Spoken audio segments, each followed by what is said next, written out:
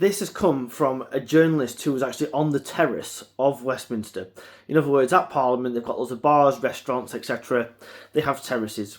Guess who was seen on one of those terraces and in one of the tea rooms, as they call them?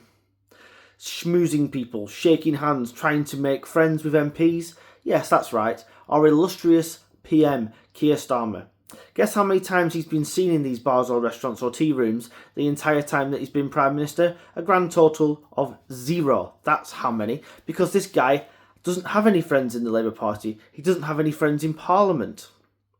What he's doing, of course, is trying to curry favour with MPs, his own MPs, to try and save his job. It's not worked because I'm hearing that letters of no confidence are now going in Starmer, and the whips simply don't have an answer. So what the whips are doing is just accepting these letters of no confidence and then telling the Prime Minister about them.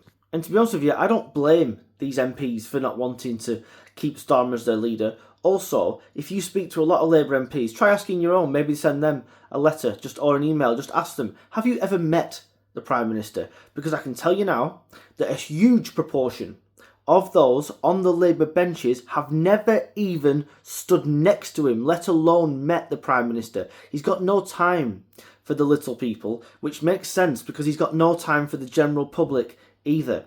And if he's willing to treat his own MPs like a load of shit, then of course he's going to treat me and you and everybody else in the general public with the same contempt.